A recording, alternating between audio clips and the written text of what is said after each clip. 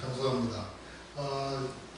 지금 지난주에는 제가 가정교회 때문에 오후에 예배를 드렸는데 또 이제 오늘은 예전대로 11시에 이렇게 예배를 드리게 됩니다.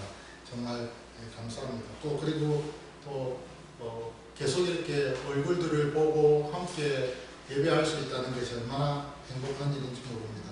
또 이렇게 좀 뜸했지만은 또 이렇게 함께 또 예배를 드릴 수 있는 우리 자매님도 오시고 너무 저는 기쁩니다. 감사합니다. 사실요, 비대면으로 예배 드린다는 것이 그렇게 쉽지만은 않고 또 좋은 건 아닌 것 같아요. 그래서 코로나라는 그때 그 일이 참 우리 교회에게는 굉장히 많은 아쉬움과 또 마음 아픈 그런 일들이 참 많았던 것 같습니다.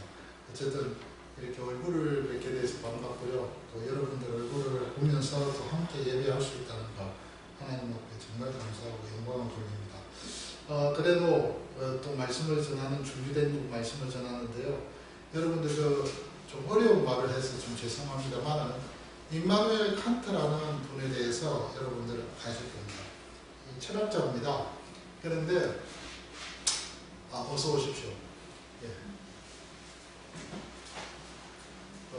앉으시면 되겠습니다. 네, 환영합니다. 감사합니다. 임마누엘 칸트라는 분이 철학자가 있습니다. 근데 이분이 이런 재밌는 이야기를 한 것 같아요. 내용 없는 사고는 공허하고 개념 없는 직관은 맹목적이다라는 좀 그런 어려운 말을 했어요. 처음부터 뭐 이렇게 철학적인 이야기를 해서 죄송합니다만 요거를 자동차로 비유를 해보겠습니다. 이 말이 뭐냐면 이론이 없는 실제는요, 눈을 감고 달리는 자동차 같은 것입니다. 자, 여러분, 눈을 감고 차를 운전하면 어떻게 될까요? 사고 납니다. 그리고 실제가 없는 이론은 엔진 없는 자동차 같습니다. 다른 말로 이야기하면 엔진 없으면 자동차가 안 움직입니다. 그러니까 결국은 내용이라는 어떤 그 이론이라는 것과 실제라는 것이 항상 중요하다는 그런 말이죠. 오늘 바울이 지금까지 골로새서의 1장부터 4장까지 이 전체의 내용을 바울로서 여러분들에게 지금 소개를 하고 있는데요. 이 1장부터 4장까지를 여러분 읽어보시면 한국말로 되어 있지만은 어떤 때는 이해가 안 되는 경우도 있고 어떤 때는 이해가 되는 문장들도 있으실 겁니다. 그런데 어쨌든 골로새서 1장부터 4장까지 이 전체의 내용을 가만히 보면 이론과 실제가 균형 있게 잘 조화롭게 설명되어지고 있다는 사실입니다. 그래서 지난주 여러분 살펴본 대로 그 내용에 있어서 1장부터 3장까지는요 이론을 아주 잘 설명했습니다. 그래서 골로새 교회 성도들에게 너희들이 과거에는 어떤 신분의 어떤 위치에서 생활했고 어떤 상황에서 너희들이 예수 없이 그렇게 살았던 존재다 하는 것을 설명을 합니다. 그러다가 근데 지금은 너희들이 예수를 믿었고 그 예수 믿은 과정은 이런 과정이었다라고 그렇게 이제 골로새 교회 성도들에게 설명을 해줍니다. 그리고 나서는 지금 현재 너희들이 지금 그리스도인으로서 골로새 교회 너희들이 그 성도들이 이제 이런 신분으로 바뀌었으니까 너희들이 이제 그렇게 바뀐 신분으로서 그렇게 살아야 되지 않겠느냐 하는 실질적인 이야기를 가지고 이제 3장 후반부부터 시작해서 쭉 설명을 합니다. 그 후반부부터 설명하는 그 내용 가운데서 여러분들이 잘 알고 있는 대로 그 관계 면에 있어서 가정 속에서 부부 관계, 부모와 자녀의 관계, 그리고 또 갑과 을의 관계 아시죠? 직장에서 갑을 관계, 사회에서 갑을 관계, 그리고 교회 안에서 서로 피차 용서하라든지 사랑하라든지 하는 이런 등등의 내용을 가지고 아주 설명을 이론에 이어서 실제적인 그런 어떤 분야에 있어서 설명을 잘하고 있어요. 그리고 나서는 4장부터 지난주 제가 말씀드린 대로 이제 인사를 합니다. 근데 오늘 제가 여러분들하고 좀 살펴볼 이 10절부터 18절까지의 그 내용에도 가만히 보면 이론에 근거한 인사를 아주 적절하게 잘하고 있다는 사실입니다. 오늘 7절에서 9절까지 지난주에 두기고라는 인물과 그 다음에 오네시모라는 인물에 대해서 언급을 했었습니다. 이 두기고라는 인물도 바울에게 있어서는 형제라고 칭해지고 있습니다. 그리고 오네시모라는 이 인물 역시도 형제라고 그렇게 호칭을 하고 있죠. 이 오네시모 같은 경우는요, 종이었습니다. 그런데 노예였어요. 근데도 불구하고 바울은 로마의 시민권을 가진 자였음에도 불구하고 이 노예였던 오네시모를 가리켜서 사랑받는 형제라는 표현을 쓰면서 정말 가족으로서의 그 어떤 면모를 받아주고 있는 것을 봅니다. 그리고 나서 또 그 오네시모를 극진히 대우하는, 유효하는 그런 모습이 나타나죠. 그런데 두기고 역시 마찬가지라는 거예요. 두기고도 신실한 일꾼으로서 동력자였지만 바울에게 있어서는 또한 형제라는 표현을 호칭을 하고 있습니다. 그러면서 한 가족이다 라고 그렇게 설명하고 있는 것을 보게 되죠.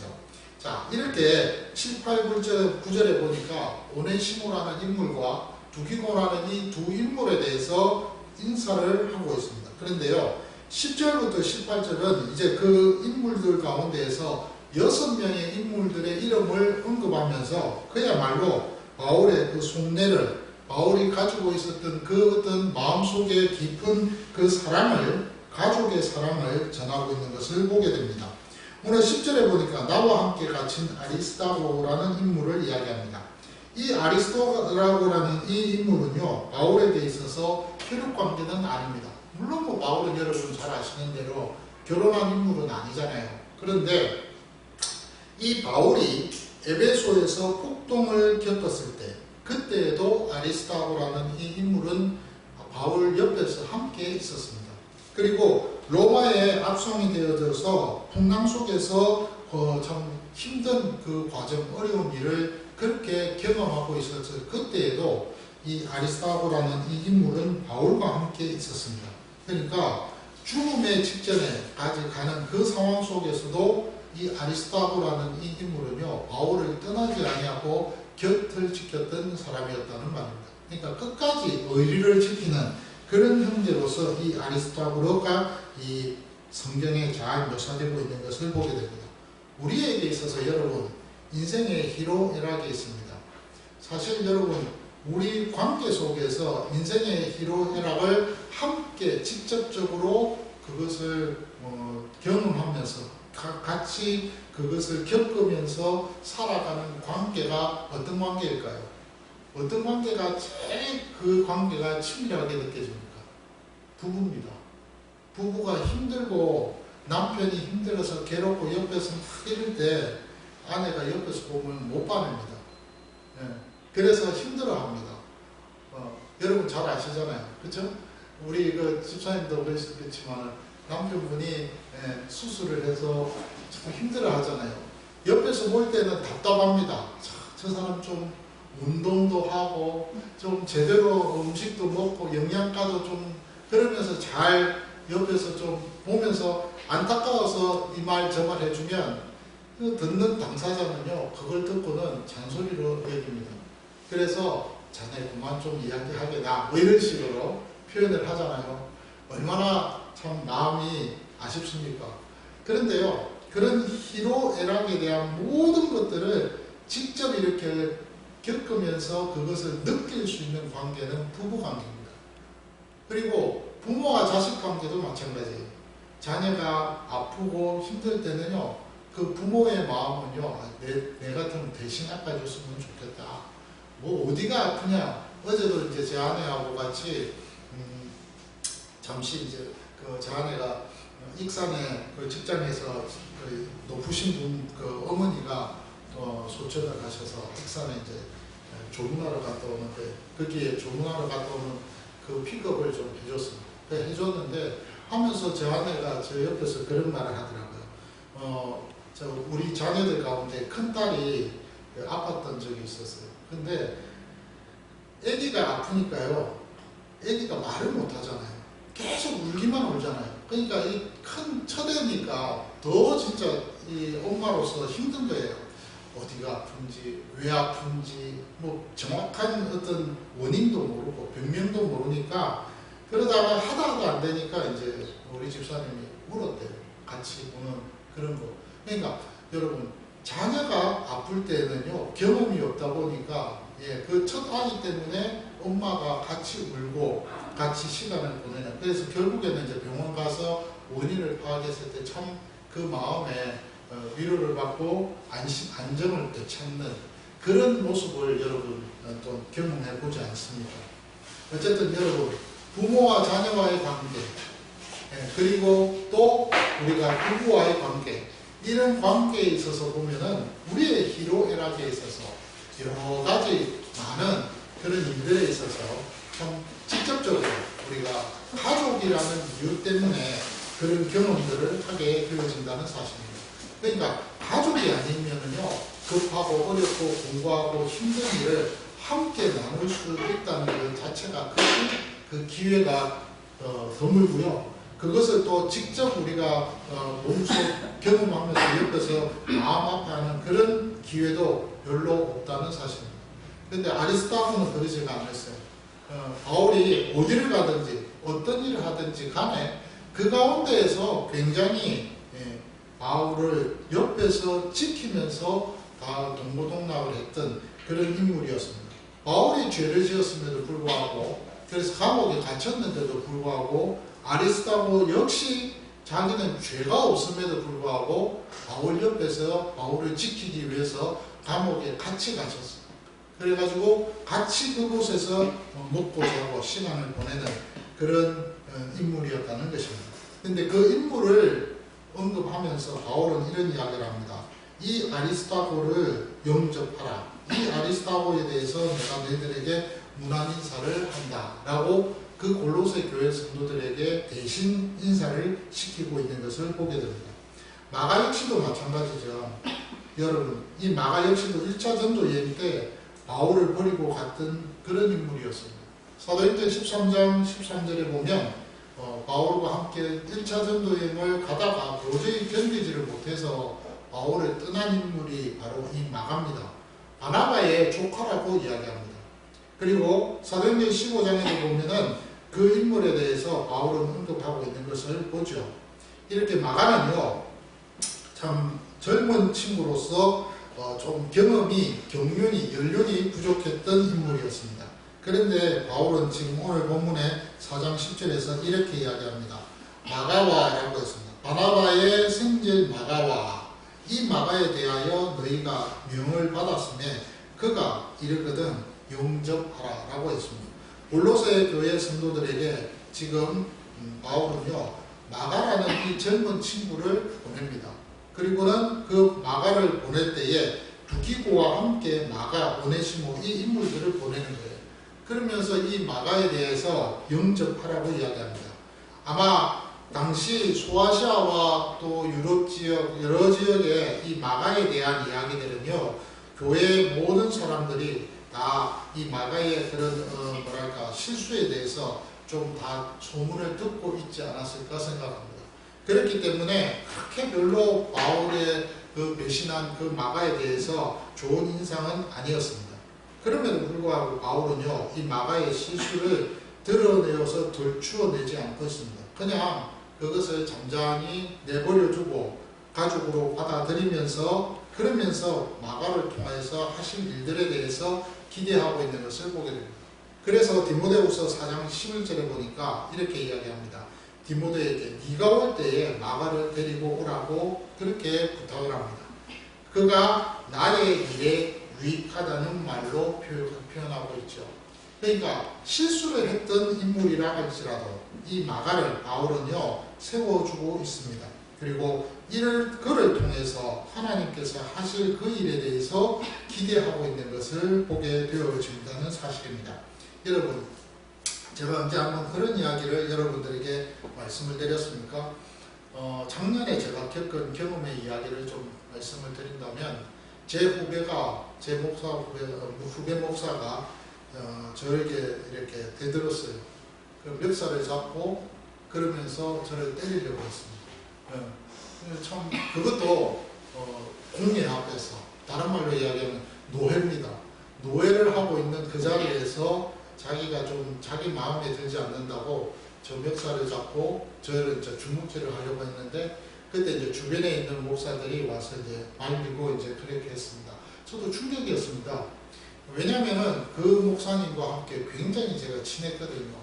정말 동생 형 할 정도로 그렇게 친한 관계 속에서 그야말로 그 아우 목사에 대해서 굉장한 믿음을 가졌고 그 아우 목사 역시 저를 형으로 생각하면서 저를 이끌어줬던 그런 관계 속에 있었던 그런 사이였습니다.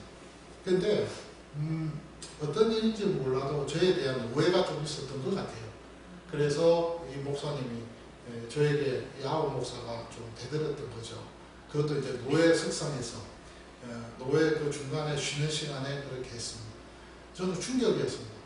화장실에서 혼자 울었어요. 내가 이렇게 해야 되나라고 할 만큼 굉장히 충격을 받았습니다. 그리고 그 충격이 한동안 갔습니다. 그래서 굉장히 제가 마음을 못 풀었어요. 그런데요, 여러분, 저에게 놀라운 변화가 있고요, 기적을 못 봤습니다. 그것은 뭐냐면 금년 1월 달에 제가 신년 할애의 장로님들 앞에서 설교를 하는 그 설교에서 에베소서 2장에 있는 말씀을 가지고 설교를 하게 됐습니다. 거기에 본문에는 어떤 본문이 있느냐면 그리스도 안에서 각기 몸을 세워나간다는 표현의 말씀이 있습니다. 그 말씀을 준비하는 중에 제가 깨달음이 왔어요. 아, 이거구나. 여러분, 교회 안에는요, 이 공동체 안에는 다양한 사람들이 모여 있습니다. 근데 그 다양한 사람들이 모여 있다는 그 다음은 우리가 생각하지를 못합니다. 다양한 사람들이 모여 있는 가운데에서 그 다양함을 통해서 하나님께서는 그 다양함을 활용하셔서 하나님의 나라를 세워나가신다는 사실. 그것이 놀라운 비밀이라는 거예요. 내가 부족하든 내가 못났든 상관없고요. 저 사람이 잘났든 저 사람이 완벽했든 능력이 있든 필요 없습니다. 하나님은요, 어떤 상황이든지 어떤 형편에서든지 그 속에서 하나님께서 하실 그 일에 있어서 하나님을 나라를 세워나가는 그 일에 하나님은 그 모든 것들을 활용하신다는 사실입니다. 그래서 그 모든 것들을 활용하신다는 그 내용을 제가 이 말씀을 통해서 깨닫고 나서는요, 와, 이거야 라고, 그래서 그 목사님에 대한 마음이 풀어졌어요.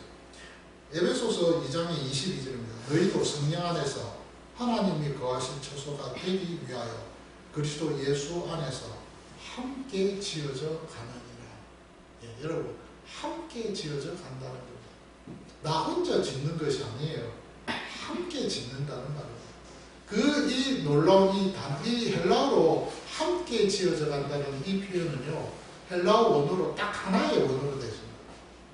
딱 하나예요. 수나오게라고 하는 딱 하나예요. 그것을 번역했을 때 함께 지어져 간다 이렇게 번역하고 있습니다. 그래서 정말 이 말씀을 깨닫고 나서는요, 말씀이 저를 깨닫게 되고 그 깨달은 말씀이 있으니까 그 사람에 대해서 용서가 되더라고요. 그리고는 그 목사님 만나면요, 지금은요, 반갑게 악수하고 있는 사람입니다. 저에게 그런 변화가 있게 되어졌다는 사실입니다. 저도 놀라요. 왜냐하면 저만큼 속 좁은 목사가 없거든요. 사람이 없거든요. 그런데 나의 이 속 좁음이 말씀을 통해서 이렇게 깨닫게 되니까 확 바뀌더라는 것이죠. 네. 여러분, 아마 바울도 그렇지 않았을까 싶습니다. 1차 전도 여행 때 그렇게 믿었던 젊은 바나바의 성질로서 젊은 친구 있잖아요. 마가가. 얼마나 자기에게도 든든하겠습니까? 그런데 그 든든한 이 동력자, 사역자였던 이 마가가 자신이 힘들고 어려우니까 못 견뎌가지고 바울을 떠났습니다. 그리고는 바울과 함께 사역을 못했어요. 그래서 결국에는 2차 전도 여행 때는요, 바울이 마가를 안 데려가려고 싸움까지 했잖아요. 신라와. 그 정도의 일이 벌어졌어요. 그런데 나중에 이제 디모데라는 그 믿음의 아들을 편지를 보낼 때 마가에 대한 실수보다는 마가는 정말로 나를 위해서 유익한 사람이다. 데리고 오너라. 라고 그렇게 말할 정도로 마가를 세워주는 이 모습을 보면 정말 바울이요 엄청난 깨달음 속에서 하나님의 사역을 위해서 이 마가와 함께 가족으로서의 그 삶을 살아가는 모습을 우리가 볼 수 있다는 것이죠.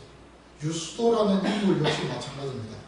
골로새 4장 11절에 보면 유스도라는 인물인데 예수라는 이름을 갖고 있습니다.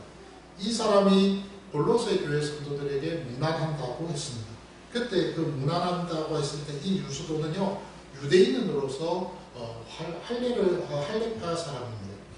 여러분 잘 아시는 대로 이 유대인 할례 굉장히 중요하지 않습니까? 할례하면은 유대인들에 대해서는 그야말로 언약의 표시에 몸에 새기는 언약의 표시 중에 가장 중요한 것입니다. 이스라엘 백성들에게 있어서 언약의 표시는 세 가지입니다. 몸에는 할례를 행하는 거죠. 그 다음에 하나님께서 이 날씨의 기후를 통해서 보여주신 것이 무지개입니다. 무지개. 이 무지개를 통해서 나는 언약의 백성이라는 것을 느끼겠잖아요. 그 다음 마지막 세로는 날입니다. 어떤 날? 안식일입니다. 그 안식일을 거룩히 지킴으로써 나는 언약의 백성이라는 것을 다시 한번 기억하고 되새기게 해주는 것이 바로 안식일의 의미였다는 것이죠. 그러니까 할례파로서 이 언약은요 굉장히 중요합니다. 유대인들에게. 유스도가 유대인이었습니다. 그런데 4장 14절에 보면요 누가라는 인물이 나옵니다. 사랑을 받는 의사 누가입니다. 말 그대로 의사예요. 옛날에는 의사 하면은 중견직입니다. 지금은 돈 제일 잘 버는 직업 중에 한 직업이지만 옛날에는 상민보다도 못했던 것이 의사입니다. 그리고 고대 근동시대 때에는 이 의사는요 노예 출신들이 많았습니다. 노예들이 의사였습니다. 그런데 그 의사로서 누가가 지금 바울 옆에서 사역을 합니다. 그런데 바울은 이 두 인물을 언급합니다. 유대인과 이방인을 언급하고 있습니다. 기름과 물과의 관계입니다. 섞일 수 없는 관계입니다. 그럼에도 불구하고 바울의 사역에 있어서 꼭 필요한 사람들이었고 이 두 인물을 통하여서 지금 서로 다름에 대한 어떤 그 모습 속에서도 서로 부족을 채워주는 그 관계를 설명하고 있는 것을 보게 됩니다. 이거 역시 여러분 우리가 다양함 속에서 이루어지는 일들 아닐까요? 바울은 지금 유스도라는 인물과 또한 누가라는 이 인물을 통해서 인사를 골로새 교회 성도들에게 시키면서 이 두 사람을 통해서 하나님께서 하시는 그 일들을 기대하기를 그렇게 원하고 계신다는 겁니다. 그리고 나서 에바브라라는 인물에 대해서 또한 이야기를 하고 있습니다. 12절에 보니까 그리스도 예수의 종인 너희에게서 온 에바브라가 너희에게 문안한다. 아마 이 시점에는 바울과 함께 에바브라가 있었던 것 같습니다. 그가 항상 너희를 위해서 애써 기도한다고 했습니다. 그리고 너희로 하나님의 모든 뜻 가운데서 완전하고 확신 있게 서기를 구한다라고 골로새 교회 성도들에게 권면하고 있는 것을 보게 됩니다. 에바브라는요 골로새 교회를 세운 사람으로서 항상 그들을 위해서 애써 기도하는 사람이라고 12절은 기록합니다. 바울의 감옥의 근처에 있으면서 골로새 교회를 위해서 기도했던 영적 아버지, 이 사람이 바로 에바브라라는 인물. 이분은요 아리스타고하고 달리 감옥 근처에서 살았습니다. 그러면서 바울의 여러 가지 많은 부족한 것, 힘든 것들을 채워주는 그런 일을 도맡아서 했던 인물이 에바브라라는 인물이었습니다. 근데 이 인물에 대해서 언급을 하면서 바울은 지금 이야기합니다. 이런 귀한 사역을 하는 이 사람 역시 하나님의 사람으로 또한 주님의 가족으로서 너희들에게 인사를 한다라고 했습니다. 그리고 나서 마지막 데마라는 인물을 언급합니다. 이 데마는요 여러분 우리가 잘 아는 대로 빌레몬서의 1장 24절에 보면 데마에 대한 이야기를 바울이 하고 있는데 디모데후서 4장 10절에서는요 훗날 세상을 사랑해서 바울을 떠난 사람으로 바울을 배신한 사람으로 언급하고 있는 것을 보게 됩니다. 여러분 이런 참 가슴 아픈 일도 바울에게 있었던 것 같습니다. 끝까지 믿었고 끝까지 함께 할 수 있었던 그런 사람이었다라고 생각을 했지만은 그러나 결국에는 그 일에 있어서 끝까지 책임을 지지 못하고 그냥 떠나는 이 데마의 모습. 그래서 바울은 그런 데마를 향해서 디모데후서 4장 10절에서 훗날 세상을 사랑해서 떠났다라는 표현으로 하고 있습니다. 그럼에도 불구하고 대마에 대한 바울의 이미지는요, 그냥 흔한 사람으로 거기에서 멈추고 있는 것을 보게 됩니다. 제가 이번에 어떤 좀 일을 만났습니다. 우리 노회 안에서 벌어진 일입니다. 뭐 이런 일들이 비일비재하게 일어나지는 잘 않는 것 같아요. 그런데 이제 노회 어떤 일을 하면서 지금은 이제 모든 걸 다 내려놨죠. 그래서 이제 열심히 우리 여러분들 믿음의 가족들을 섬기면서 한 가족으로서 이렇게 함께 동고동락을 원하고 있습니다만 좀 이제 노예를 하면서 여러 가지 교회 안팎의 그런 일들을 좀 이렇게 경험을 했습니다. 그 중에 하나가 뭐냐면 이제 부교육자가 담임 목사님 모르게 성도들과 함께 이렇게 마음을 맞춰가지고 결국에는 이제 분가를 해가지고 개척을 하셨어요. 그러니까 이제 말 그대로 교회에 분열이 일어난 건 아닌데 그 분열이 일어나지 않는 가운데 잘 교회가 되고 있는데 부교육자 한 분이 이제 마음 맞는 성도들과 함께 그 교회를 떠나서 나가서 다른 곳에 교회 개척을 하게 되었다는 말입니다. 그 담임 목사님 입장에서 볼 때는 그 배신이잖아요. 그렇죠? 그런 일이 있으면 안 되잖아요. 진짜 노예에서도 난리 나는 일이거든요. 그런 일은 진짜 있어서는 안 됩니다. 그런데 그런 일이 있었어요. 때마침 제가 그때 이제 임원으로 있었는데 가만 두면 안 되겠더라고요. 근데요, 그 당사자 되는 목사님이 저에게 말씀을 하시기를 간곡히 부탁하기를 이렇게 부탁해요. 더 이상 여기서 문제 삼아주지 않았으면 좋겠대요. 왜요? 그랬더니 첫 번째 이유가 뭐냐면 자기가 섬기고 있는 양들을 위해서 그냥 좀 잠잠해줬으면 좋겠다는 거예요. 떠난 분은 떠난 분이고 남아있는 분들이 마음을 합쳐서 그 일을 하면 참 좋겠다. 하나님의 일을 하면 좋겠다는 거예요. 그러니까 좀 잠잠해줬으면 좋겠다는 거예요. 그것이 가장 큰 이유입니다. 두 번째는 뭐냐면 하나님의 뜻이 어디 있는지 모른다는 거예요. 그렇게까지 하나님께서 마음을 그렇게 움직여서 그 부교육자와 함께 그 사람들이 나가서 또 개척을 하게끔 만드는 것 역시 어떤 면에서는 교회 공동체로서 교회가 하나 더 세워지는 거잖아요. 노예 입장에서 보면 더 좋은 일이잖아요. 그러니 그 두 번째 이유도 긍정적인 이유다 이 말입니다. 그러니까 이 두 가지 이유 때문에 잠잠해줬으면 좋겠다는 거예요. 법상으로 따지면 가차 없습니다. 애누기 없습니다. 어떻게 할까요? 그 부교육자 불러서 치료해야 됩니다. 근데 정작 참 어려움을 당하는 이 목사님은요, 이 두 가지 이유 때문에 좀 하지 말라는 거예요. 그래서 그냥 없던 일을 했습니다. 그리고 노예에서 그 교회가 우리 노예 안에서 개척을 해서 우리 그 다른 시찰에서 이제 교회로서 이제 이렇게 세워지는 법적 절차를 이렇게 밟아 나갈 때 모든 목사님들이 다 허락을 해 주었습니다. 그리고 그 당시 제가 또 임사부에 있었기 때문에 지금도 임사부에 있지만 이제 그 임사부에서 그 목사님 대면해서 1대1로 만났을 때 다른 모든 임사부원 목사님들도 임사부는 목사들의 행정과 신상과 법적인 것들을 다루는 아주 권위 있는 부서거든요. 그래서 그 자리에서 따끔하게 한마디 하려고 했는데 못했습니다. 어쨌든 목사님이 하지 말라니까 못했습니다. 그런데 그런 모습을 딱 보고 제가 뭘 느꼈느냐면 저는 그런 생각을 했습니다. 저 부교육자가 목사 안수 받은 지 1년밖에 안 되니까 철이 없구나. 그래서 저런 참 아픈 행동을 했구나. 아쉬운 행동을 했구나. 그렇지만 하나님께서도 훈련을 시키시겠지. 우리가 할 일이 아닌 것 같다라고 적었습니다.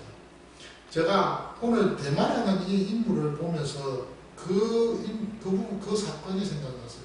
그 일이 생각났어요.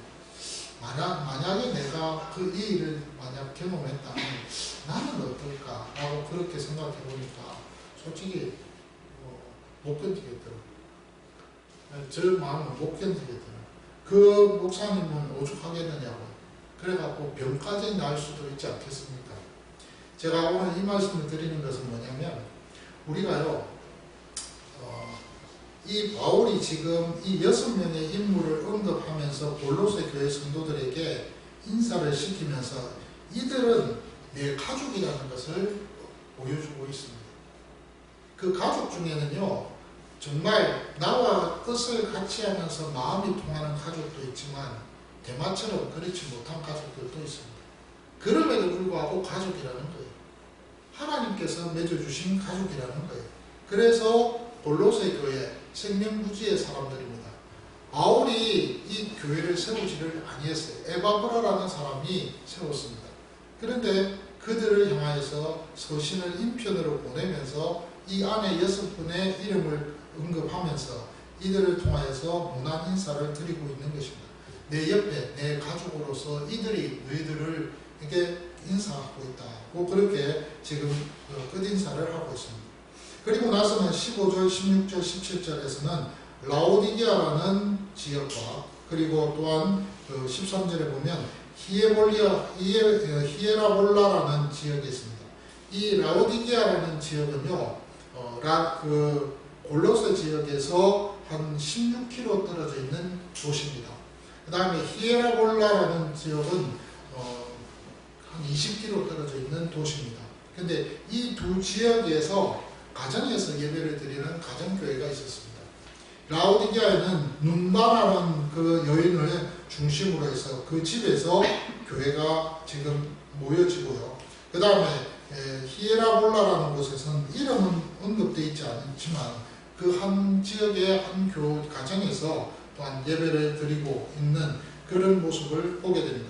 그런데 그들을 향하여서 지금 언급하면서 그들에게 당부하고 있습니다. 이 편지를 너희들이 골로새 교회 성도들이 읽고 난 이후에 라오디게아와 그 다음 히에라볼라의 이 가정에 있는 교회들에게도 이 편지를 전해줘서 함께 이 모든 일들에 대해서 일어난 일들을 공유하면서 읽었으면 좋겠다라고 그렇게 당부를 하고 있는 내용이 바로 15절, 16절, 17절의 내용입니다. 그리고 나서 18절에서는 바울이 친필로 내가 이 편지를 기록한다라고 그렇게 이야기하면서 내가 메인 것에 대해서 나는 부끄럽지 않다는 것을 다시 한번 내가 메인 것을 생각하라라고 그렇게 당부를 하면서 너희의 은혜가 너희에게 있을지어라라고 마침내 그 인사를 하고 이 편지는 끝을 내고 있는 것을 보게 됩니다. 오늘 바울은요 감옥에서도 골로새 교회 성도들에게 이 짧은 편지의 내용을 보내면서 이 편지를 적는 가운데에서 바울은 한시도 그 마음의 중심 속에 골로새 교회가 남이 아니라는 생각을 갖고 있었습니다. 만약 남이라고 생각했다면 이런 편지를 적어낼 수가 있었을까요? 남이 아니기 때문에 그렇습니다. 남이 아니다는 말은 우리가 한 가족이라는 것입니다. 그리스도의 피로 그리스도의 그 사랑 안에서 한 가족이라는 겁니다. 그래서 그 가족이기 때문에 이러한 내용을 가지고 정말 바울은요 창자가 끊어지는 듯한 그런 어떤 마음의 아픔을 가지고 이 편지를 기록하고 있는 것을 보게 되어집니다. 오늘 어버이 주일입니다. 어버이 주일날 저 뒤에 지금 카네이션 다 이렇게 뒀는데 권사님도 안 다시더라. 타셔야 되는데 집사님도 안 다시고 간사님도 안 달려요. 저도 뭐 그렇게 그러면 안 다실 것 같으면 다 갖고 가세요. 갖고 가셔요. 갖고 가서 손주들 통해서 달게 하시든지 알아서 하십시오. 다 준비하고 그렇죠. 그러니까 갖고 가셔요. 더 있습니다. 달라는 데 다 드릴게요. 뭐 지금 왜 이 말은 어버이 주일을 맞이해서 우리가요 이 5월 달에 얼마나 좋습니까? 가정의 달이라고 하잖아요. 제가 보니까 그런 것 같아요. 하나님께서 가정이라는 이 공동체를 주신 것이 얼마나 감사한 일인지 모릅니다.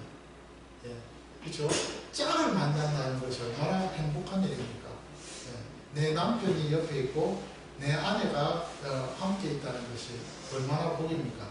아무리 뭐 말 안 듣는 애물단체 같은 그런 존재라 할지라도 그렇죠. 인물단체 같은 존재라 할지라도 저는 옆에 있다는 것이 얼마나 감사해요. 살아있어서 고맙고요. 함께 있어줘서 고맙고요. 옆에 같이 있어줘서 고마운 것이 바로 가족이고 내 가정이 아니겠습니까?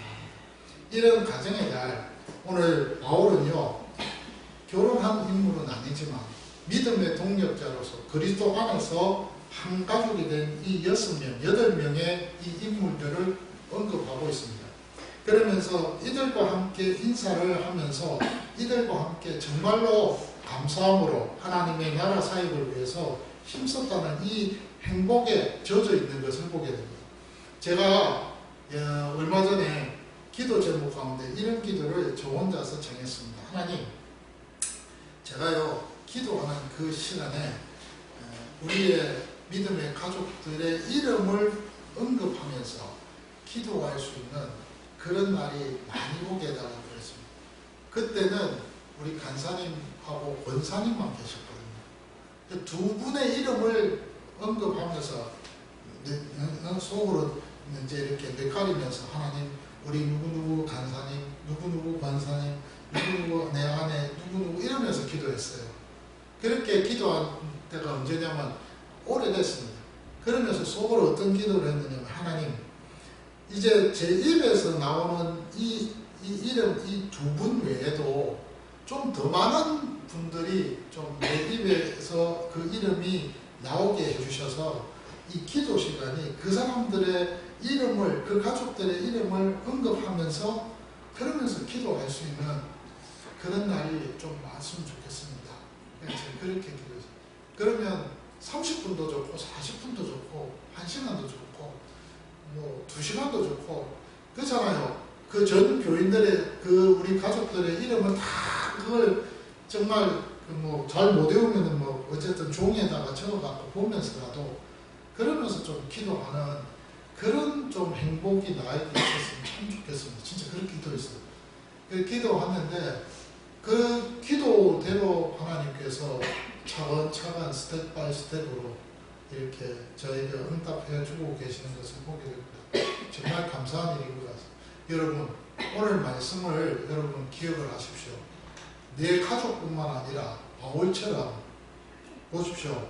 아리스타고, 마가, 유스도, 누가, 데마, 그 다음에 또 누구 있습니까? 여러 많은 인물들이 있잖아요. 이런 인물들 가만히 언급된 에바브라까지 6명입니다. 그 다음에 오네시모, 그 다음에 우리 두기고 8명입니다. 근데 그 외에도 바울 옆에는 얼마나 많은 인물들, 사람들이 있었겠습니까? 근데 그들은요, 바울과 아무 상관없는 사람입니다. 혈육 관계가 안 합니다. 근데 그리스도의 피로 그 사랑 안에서 형제로서 가족이 된 인물들입니다. 그들의 이름을 언급하면서 인사 문안도 하고 또 바울은 감옥에서 그들을 위해서 기도하고 근데 아마 이분들 외에도 고린도 교회, 골로새 교회, 갈라디아 교회, 빌립보 교회 그리고 또 옆에 있는 수많은 그 소아시아에 흩어져 있는 그 교회들의 그분들의 그 가족들의 이름들을 부르면서 로마서에서 끝부분에 보세요. 로마서 14장에 보면 가정의 이름들이 쭉 나오잖아요. 그 사람들의 이름들을 다 알고 있다는 것은요, 바울이 항상 그들을 위해서 기도했다는 걸 알겠습니다. 그런 어떤 기쁨이 바울에게 있었는데 그런 기쁨처럼 여러분들과 저도 이런 기쁨, 이런 행복을 누리는 그런 은혜가 있어서 참 좋겠다는 겁니다. 정말 그랬으면 좋겠어요. 여러분 그냥 단지 혈육관계를 위한 기도가 아니고요.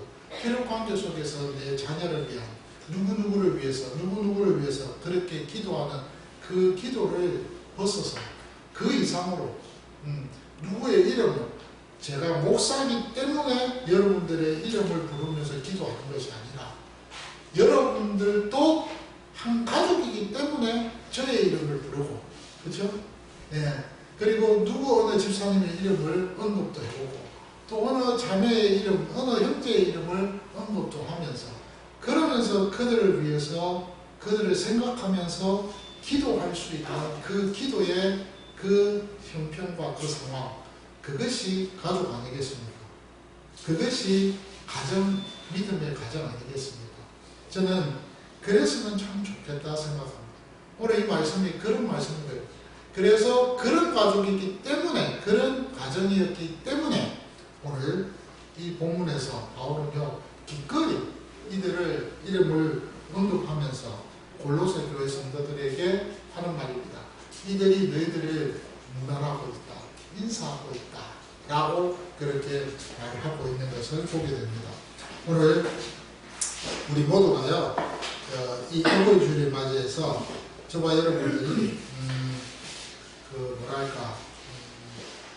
우리 가정에 있는 남편과 아내 그 영역의 범위를 벗어나서 좀 더 그리스도 안에서 가족들, 그들의 성도들을, 그 가족들을 위해서 이름을 생각하면서 기도해 볼 수 있는 그런 어떤 복된 이 한 주간이 되었으면 정말 좋겠습니다. 감사합니다.